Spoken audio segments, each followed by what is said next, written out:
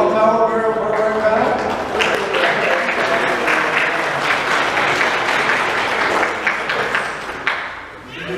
We're going to do a quick presentation, and then it's going to let us to see some behind-the-scenes stuff, and Mariel's going to also show us some of her previous work as well.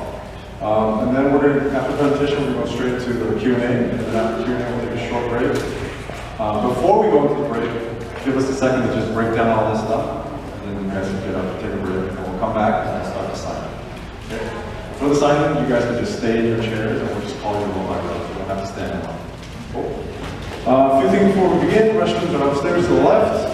Please stay quiet during the panel. Silence your cell phones. You can record if you like. This is already being recorded by us and by the gentleman back there. So it will be online at some point.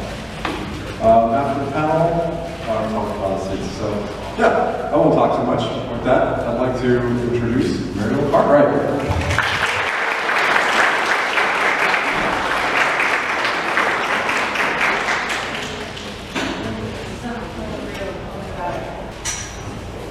Hello. This is crazy. Thank you all so much for being here. This is my first time doing anything like this. I've done panels, I've done talks, I've sold my art at cons, I've done, commissions and stuff. I've never had an art show. I've really just never done anything like this.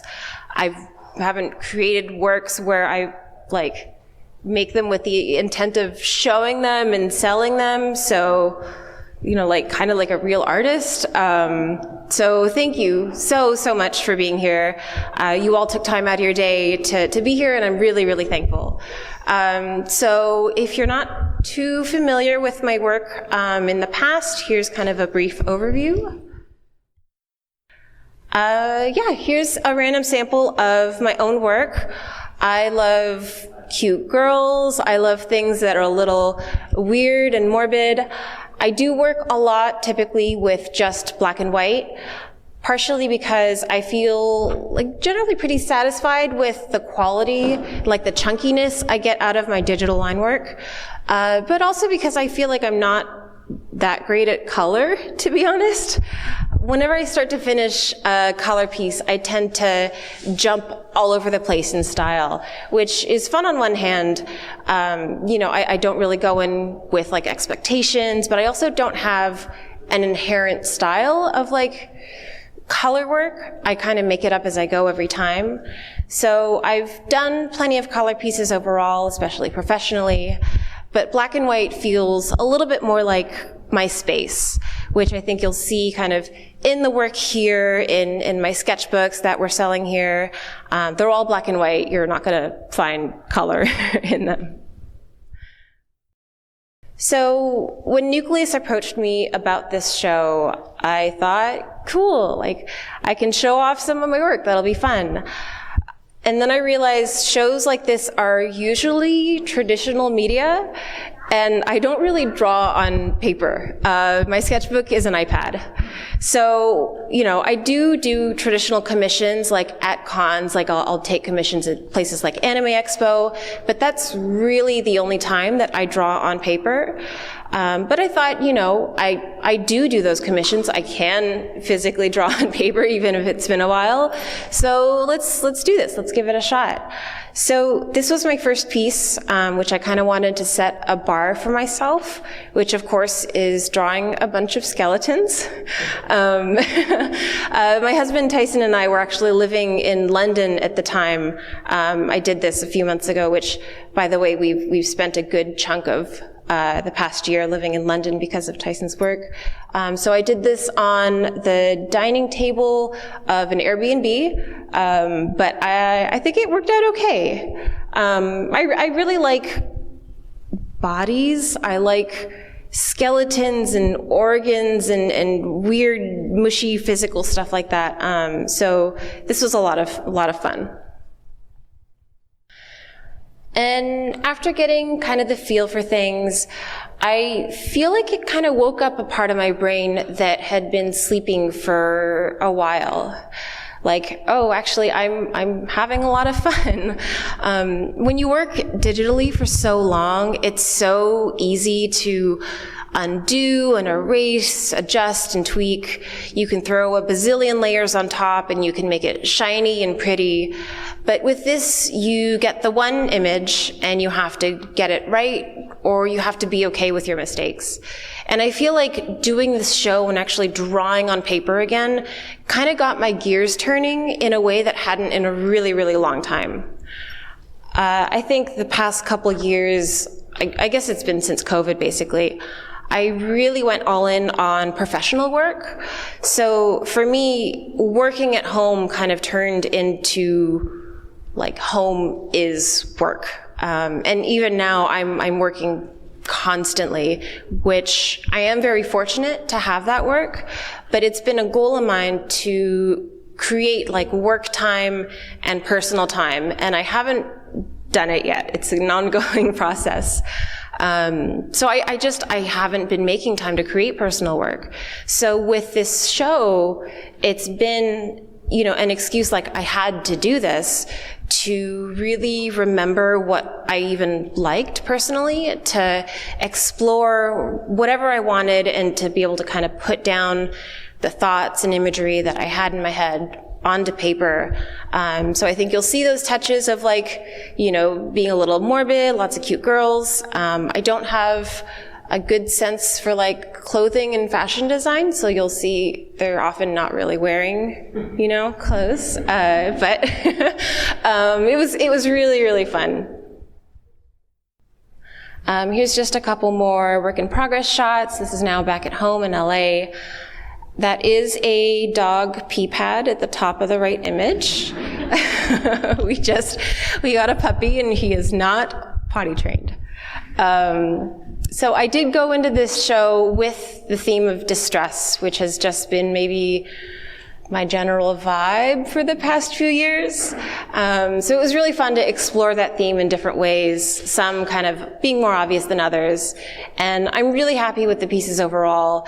But if I do get the chance to do something like this again, I'd love to challenge myself in a new way, like maybe try painting or working in color. Maybe it won't be good, but I'll give it a shot. So yeah, that kind of covers a little bit about just the show here. It's been a really, really rewarding experience to take myself away from the computer, just put on some music and focus on drawing without the distraction of my other apps or notifications or everything I can do in Photoshop. So again, thank you for being here. I hope you enjoy the work. And because I know I can't mention a puppy without showing the puppy. Here's our puppy Barber. We got him a month ago and he's 5 months old. He's still peeing in the house, but he's very cute. I wanted to cover a little bit about my professional work. So a little bit about just my history in games. I've been working in games since 2009. The first title I worked on with Way Forward was Barbie and the Three Musketeers for the Wii. I got to take the sprites for the UI in the DS version and draw them in HD for the Wii. And I kind of kept down the path of, doing art and animation in games. I've always just been really passionate about games in particular, over, film or TV animation, that kind of thing. So I was the lead animator on Skullgirls for a long time. I did storyboards and character design for a game called Till Morning's Light. I was the creative director on Indivisible. I did the animatic for the River City Girls 2 opening, and just a lot more. I do a lot of freelancing, so I bounce around a lot. More recently, I've worked with Future Club on several R&D projects that are still under development. I did all the cutscene art in Penny's Big Breakaway, which came out earlier this year from Evening Star. And currently, I'm working with Necrosoft on a game called Demon School, actually doing some 3D work for the first time. So that'll be out later this year. And finally, jumping all over the place, I do kind of like art support work for Sega as well, alongside my husband Tyson. I don't know that I've really mentioned this publicly, but if you've seen the Tales Tube like VTuber shorts that are on YouTube, Tyson and I do all the compositing for them, so we're kind of putting those together. So I definitely stay busy. I'm very, very fortunate, but yeah, kind of covering little bits and pieces, but there is one game that I wanted to talk about today in particular, which I'm sure is why many of you are here, and it's Clock Tower. Yeah, so you might have seen this art, which we unveiled this week. This is the key art I did with the help of an artist named Manuel, who worked on the background, for the upcoming release of Clock Tower Rewind, which is a re-release of the original Super Nintendo game Clock Tower from 1995, which up until now had not seen a release outside of Japan. So now it's being released courtesy of WayForward and Limited Run, and I am incredibly fortunate to be the creative lead on the project, which means I've overseen the project overall, but also worked on specific parts like this art. We have like a fully animated intro, we have physical goodies, and just a lot more. Yeah, so if you're not familiar with Clock Tower, it's a survival horror game for the Super Nintendo made by the developer Human, and again, it was released in 1995. It is easily a cult classic, but I think most people outside of Japan have only experienced this game through fan-translated, like emulated versions. I'm one of those people. I actually recently found the live journal entry I wrote when I was 14, talking about discovering the game. I can't remember if I said it was a different year, but I was officially 14, and the game made such a big impact on me at the time that I wrote about it in my live journal. And for me, it was so impactful because it has kind of like this on-the-surface simplicity, but the way it uses that to actually tell a really evocative story, and also to this day be one of the scariest games I've ever played. So fast forward over 20 years from 14-year-old me, for whatever reason, the amazing folks at WayForward and Limited Run decide that now is the time that maybe we should bring this game to the West and internationally. And they went, hey, Mariel, aren't you a big Clock Tower fan? Would you want to oversee this project? And I went like, what? Like, oh my God, yes, like absolutely. This is my dream project. This is the game that I go back to as the game that I wish I could have made, that I would love to make something inspired by. So just to recap really quick, this release is what we're calling Port Plus. So it is the original game as it was. It's not a remake, not like an HD remaster or anything like that. But it does have a new translation and then a lot of fun goodies kind of surrounding the game to make it a brand new package. So previous to this, WayForward and Limited Run released River City Girls Zero, which was a Kunio-kun game that never saw a Western release as well.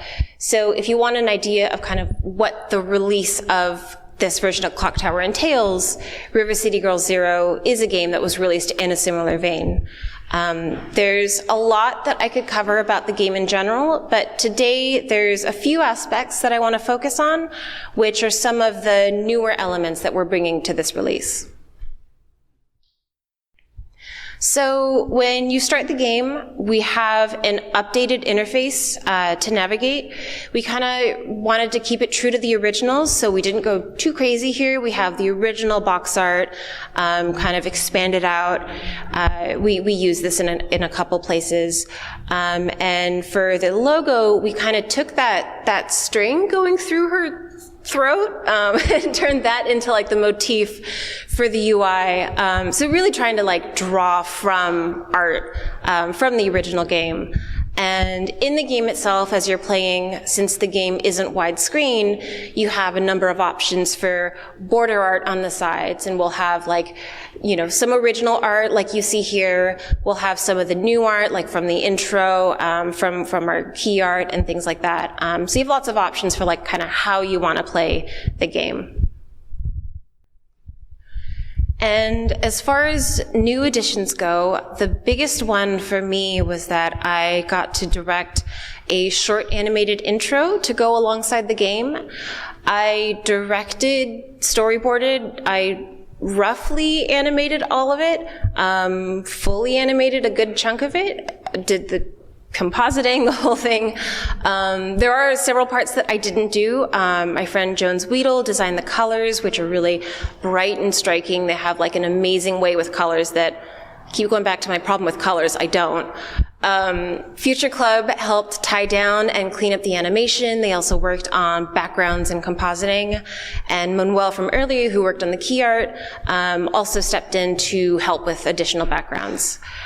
So this was my first time doing anything like this. I've worked on every part of a short film separately. I've storyboarded, I've animated, I've composited, all on different projects. So this was the first time that I took a majority of it from start to finish on my own, which was really a great experience. Just being able to have control and have a vision for it, and actually be able to, I think, at least pull it off. Really, really happy about how it turned out. So I hope that others will enjoy it as well when we can finally share it. In the meantime, we do have just these screens that are from the finished animation, but I think we're not quite ready to unveil, so this will have to do for now. One thing that was released alongside the original game were these full-color manga depicting certain moments in the game, kind of bringing them to life outside the game, because otherwise it's just that, side view pixel style. And what we're doing for Clock Tower Rewind is turning these into motion comics, which you can view in game. So they will actually be fully voice acted, which means we did cast all the characters in the game. We got really amazing actresses. They will have full score and sound effects, and watching the full thing put together just adds a level of depth and atmosphere that we've never really seen from the game before, but still kind of being true to the original, because all the art is from the time. So it's a really fun bonus element that I think people will really enjoy, just being able to see these more cinematic moments brought to life in this new way. And speaking of score, all the tracks in those motion comics were composed by Dale North, and he also did 2 additional vocal songs for Clock Tower. We have the song that will accompany the intro, and then we have an ending song. The intro song is sung by Mary Elizabeth McGlynn, who you might know from singing the Silent Hill songs. She has a really incredible voice, and she brought a really amazing quality to the music. And we really just had to bring in a vocalist who's steeped in that survival horror history. So she was really an amazing fit. And we do have an ending song with another fan favorite vocalist whose voice you will recognize. We're not quite ready to reveal her yet, but she's really known for her emotional, haunting vocals. So she was a really wonderful fit to sing this ending credit song that will kind of bookend the entire game. So please look forward to that when we're ready to announce it. But yeah, we're not quite ready. All of the music we've added, though, is super, super great. It draws from the original, kind of expands on it, and really brings it to modern day while still kind of staying faithful to the original. And for people who love a little behind-the-scenes peek, we have an interview with the original director of the game, Hifumi Kono. He shares a ton of insight into the original development of the game and his intentions behind it. We kind of do a little Q&A interview. And as someone just personally, who's a huge fan, it was really great to have him involved, to kind of have his blessing and input on kind of what we're doing with this new version. So, he's on board, he's involved, and it's been really great to have him there. And one more thing we have guest art for the special editions. We have a couple pieces here. This first piece on the left is by an artist named Mr. Kasui, who actually created this piece a while ago as fan art, but we loved it so much that we reached out and asked if he'd let us include it as part of this release, and said yes. So yeah, really, really cool piece of art. The one in the middle is the piece that I did. And then on the right, we have this amazing piece by the artist Shintaro Kago, who's known for his really bizarre fourth wall breaking stories and illustrations. He's also someone who I've been a fan of for years now, so it was really great to be able to reach out. You can just email him, apparently. So he does commissions. I actually have Adam. Hi, Adam. Adam, as a wedding gift, got commissions of me and Tyson from Shintaro Kago, so that's in my office. It's really cool. You could email him, and he said he'd love to do it, and so we got this incredible piece back from him, and just so cool. It's just really exciting. And the game will have, an in-game gallery. We'll have kind of, this is a bit of the model sheet you can see here from the animated intro. So we'll have some of the new art, but we'll also have scans of the box and the manual. You see the cartridge here. So we'll have a ton of new and old art that you can view that's in the gallery. So lots of fun stuff all around. And that kind of wraps it up. I think I went a little fast. But we are in the process of finalizing everything now, and it will be released later this year. You can keep an eye on Way Forward and Limited Run's social media and sites to keep tabs on when. And I think that might cover it. Should we just jump? Let's just jump into Q&A. Thank you.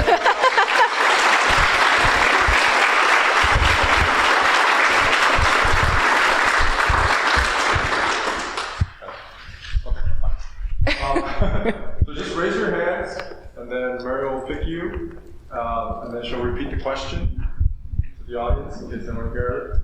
If you also have questions about any of the other Way Forward games, we have Adam here as well. So yeah, just go ahead and just raise your hands. Thank you.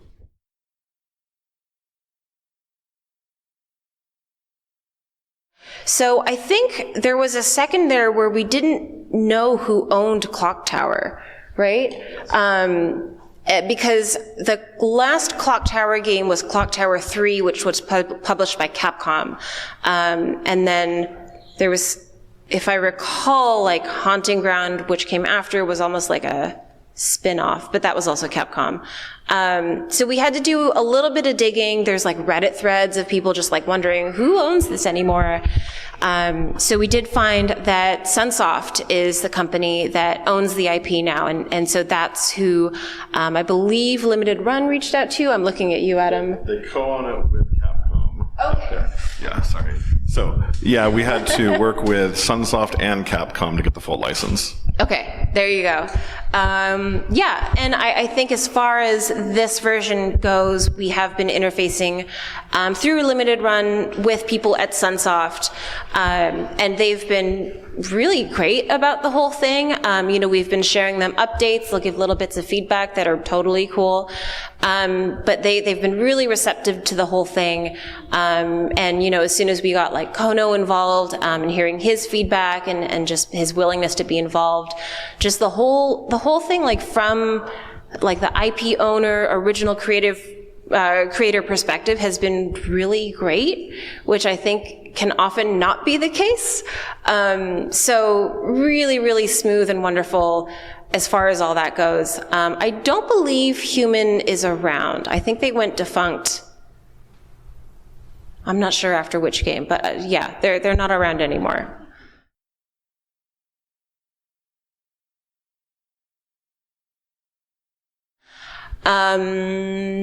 Okay, so best, I think when I learned how to work in grayscale, was like a light bulb moment for me. And this is where I think working digitally and kind of doing all those like adjustment layers and fancy Photoshop things really comes in handy, because what you do, and I don't know if I'm going to get too technical, if you start an image in grayscale, essentially just with your values, where it's like, your light parts are white and visible, your darkest parts are black, and you make sure your image is really clear and visible when it's like in grayscale, like black and white, then you know that once you start to add color, you won't get like colors that kind of bleed into each other or look muddy or, make the image confusing to look at. So once you understand how to work in grayscale, like with your values, and then figure out how to bring that into color, that's when you get like this level of clarity in your art that you wouldn't otherwise. And I think the worst advice, man, I hope I'm not like calling anyone out, because I don't even remember who this person was, but I took like summer classes at Art Center when I was a teen, and there was one teacher, I took a figure drawing class there, and the class was fine generally, but there was one instance where the teacher came over my shoulder and like redlined my drawing, like just right there. Like I didn't ask for advice. They just like drew over my drawing while I was doing it. I was probably like 14. Don't do that. Don't just draw someone else's drawing for them. That's not the way you give feedback and advice. So that was that was probably a standout moment of like, wow, I really didn't like getting this kind of feedback by just doing my art for me. So yeah, I guess that's my answer.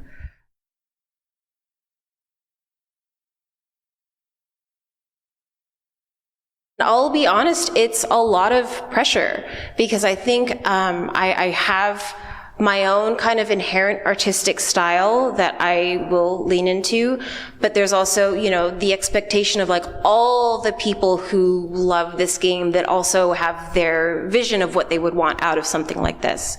So I think trying to find the balance of like, I know I love this game to death. This is how I would love to see it brought to life. That might not be everyone's vision for what they'd want to see out of it. And I think you just kind of have to come to terms with it. It's like if you're gonna direct another Star Wars, you have to like fight everyone that has that vision of what they want to see out of Star Wars. And I think that's the case with anyone who's taking on a new endeavor in an existing IP. I think you kind of have to be okay with like, not everyone is going to love it. But I hope that what we've done with it will still make people happy. I think what we've really tried to do is keep as much of the original in there as possible and keep it authentic and bring it back to kind of what it was. And then the extra stuff around it, hopefully, I obviously hope that people love it, but if it's not for you, that's okay. We haven't like touched the original game other than, just providing this new translation. So yeah, I feel like that's kind of how we tried to find this balance of being like, here's the game as it was. Here's a bunch of extra stuff that we think is really cool. It's up to you with what you want to engage with.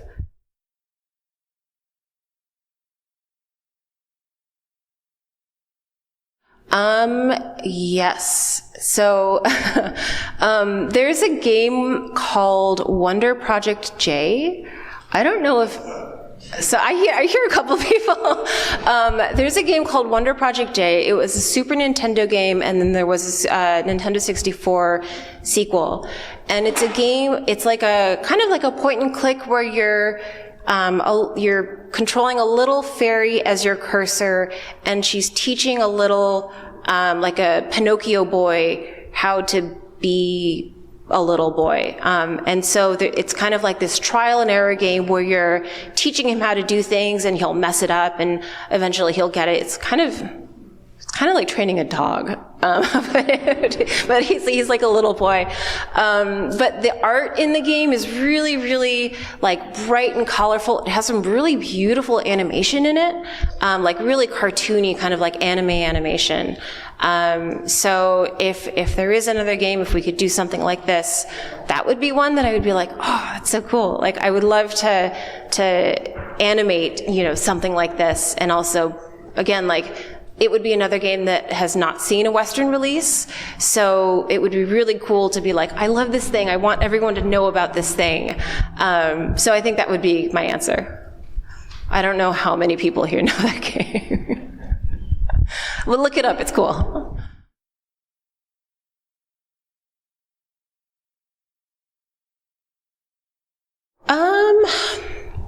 The one that comes to mind first as being like my favorite piece of like just animation, one of my favorite movies, one of my favorite anime, specifically End of Evangelion, because the animation in it, specifically the fight between the mass production Evas and Asuka, where they have like so much, I'm nerding out over this. They have so much like weight to these movements as they're fighting. That's something that I always go back to, and it's like, I will never be this good, but damn, I'm gonna try. So I think that's something that I always think like, yeah, there's such a amazing sense of like mass and form and weight. And of course the scene in the movie is very emotional. So I think that's kind of one of my go-to, like, stuck in my head forever pieces of media.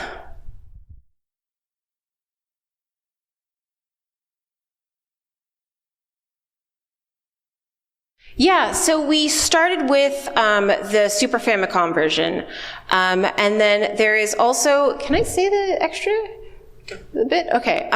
So we're so there's actually two versions of the game that we are including. One is the original game, just as it was, the Super Nintendo version. And then there is there's a version of the game that was like a fan patch online that they basically did a bunch of quality of life improvements on how like the chases work and the speed of some like numbers. But also they backported, maybe I should back up a little bit. There's the Super Nintendo version of Clock Tower, and then there's a PlayStation 1 version that added some extra content. So this fan patch took the extra content from the PlayStation version and put it back into the Super Nintendo version. And we reached out to the people that created that patch and asked if we could work with them to bring their patch and their quality of life improvements to this version of Clock Tower. And they said, yes, it's been really great. So yeah, with this release, you'll have the original game, Super Nintendo, and then this like enhanced version that has all the PlayStation stuff and additional quality of life improvements. Yeah, one of the things that we always want to do with the Port Pluses is make sure that you get the absolute original version other than the translation. So anytime we mess around with it, like we did an alternate translation in River City Zero, we gave you both. And the same thing with this. Like Mariel said, we're adding the quality of life stuff. We wouldn't just give you that. You can either play the game exactly as it was, or you could play this enhanced version.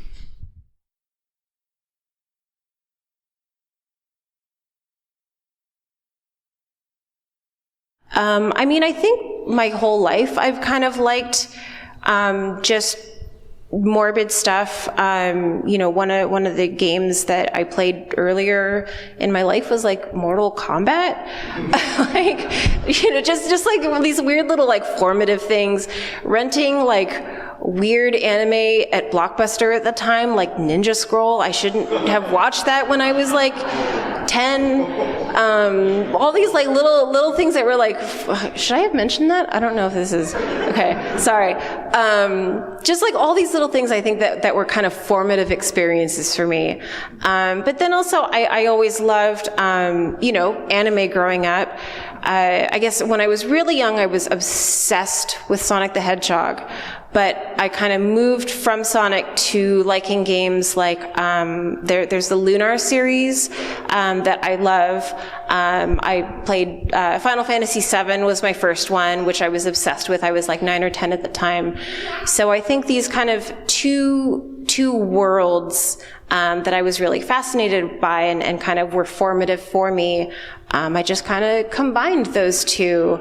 I will say in my teens, I had a full-on goth phase. The dress and the short, the back of my head was like shaved. So I had kind of like my full goth phase. I feel like I look a little more average now, but I feel like I've retained kind of that love for morbid. I love horror movies, that kind of thing.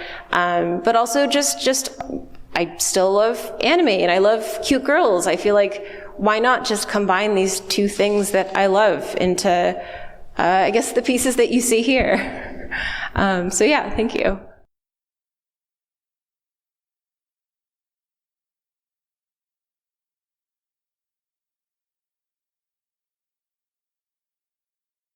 So, truthfully, part of it is a little BS. You just kind of like do what you think looks good.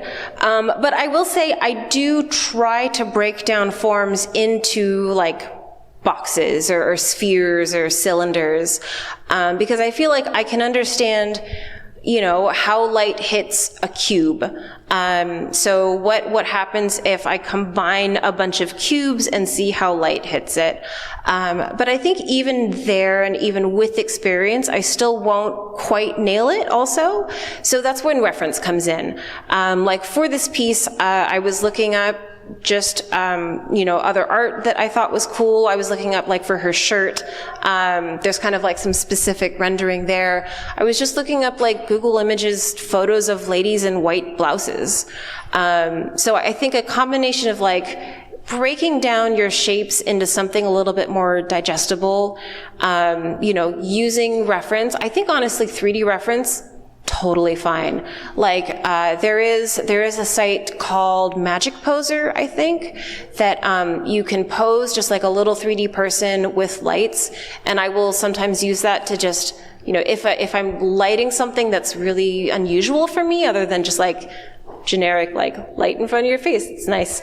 If I'm doing something a little bit more ambitious, this site called Magic Poser can be really useful for that. And yeah, honestly, a little bit of BSing it. Like, I don't know if, she kind of has a light above her face here because her forehead is lit, but her face is more in shadow. I don't know if technically that casts the shadow on her shoulders exactly that way. But I thought it looked okay, so I did it. Thank you. I have a follow-up question. Famously, Jennifer, this character in the old game, was basically just photorealistic Jennifer Connelly from Dario Argento movies. This is not exactly Jennifer Connelly. So how did you find your Jennifer? How did you figure out how you wanted her to look and behave? And you had to kind of create a version of her because you're not just using that photo reference from the original game, right? Yeah, I don't have to repeat that, right? You said it into the mic. So Clock Tower's Jennifer is basically, there's a movie that I think was directed by Dario Argento from the 70s called Phenomena, which is a movie that stars Jennifer Connelly, like a young Jennifer Connelly, and she like learns to control bugs or something. But Jennifer from Clock Tower looks basically just like Jennifer Connelly from this movie. And I didn't want to just copy Jennifer Connelly's face. Obviously, she has some very like iconic eyebrows, so I tried to keep some of that in there. But what I did end up doing, and I wish I could share this, but we're not quite ready yet, for the animated intro, I was having trouble animating her hair. Like, I have one shot where she turns her head, and I kind of wanted her hair to fall over her shoulder a certain way.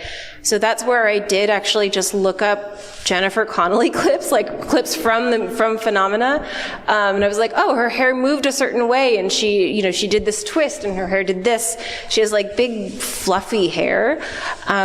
So I think taking elements of kind of the source, like, how does her hair move, stuff like that, and bringing that into this animated version that we did was kind of how I did my interpretation of it. So yeah, kind of going back to like the source's source in this case to kind of find where all of it came from and do this new take on it.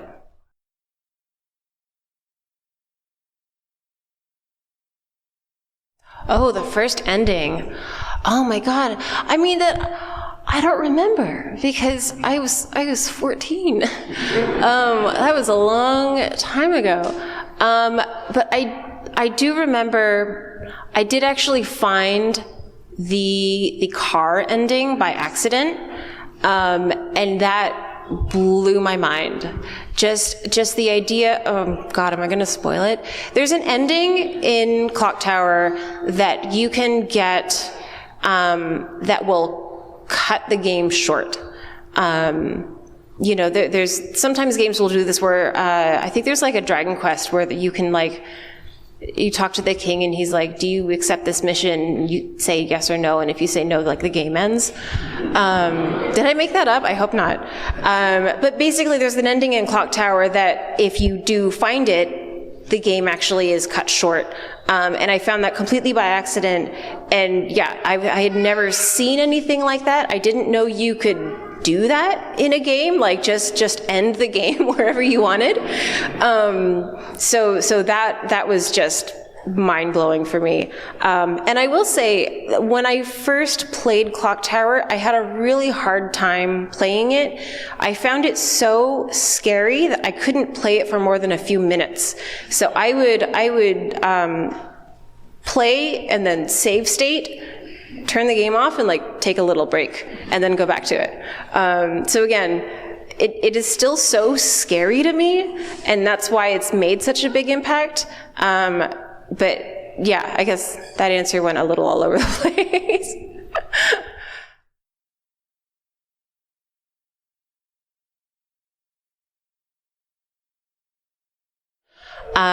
Yeah, in this case, I feel like we got really, really lucky. Like with these Port Plus games, we have the original game again, just as it was, and the enhanced version that we're including still draws, it just is the original material kind of like brought back into the original package. So as far as the game itself goes, we didn't have to do a ton. We actually got very lucky there. So I think where this question comes into play for what we're doing is finding that balance between, the new and the old in all the additional work that we're creating. And again, for say, the anime intro, like maybe I'll just go back. Well, here, let's do this. So like, this is the style for the manga comics. It is obviously like an older kind of retro. It's more realistic. It has this beautiful, like the watercolor style, but you have pretty realistic faces. And then, there's the version that I directed, which is a lot more modern. It's a lot more anime. And I think what can be hard about that is like, I know there are people that want just this. And I think there are people that will also want the more modern take. Where we found the balance, I think, is including both. There's different forms. We have the original comics as they were. We have this completely new intro, the way that I had wanted to see it.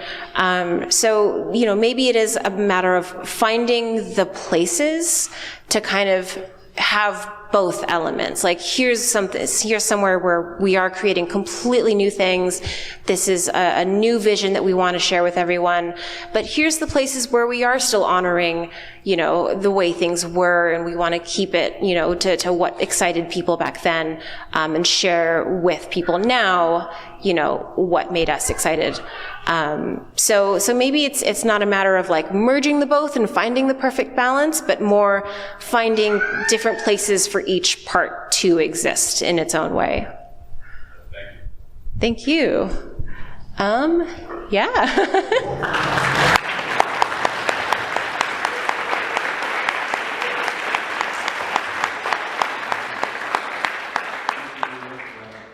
Stay in your seats for like 5 minutes as we clear this up, and then as soon as we're done clearing this up, you guys can go to the shop, take a bathroom break, whatever. We'll just come back at 6:15. We'll start with the first row. We'll let the first row have a sign, and we'll go from there.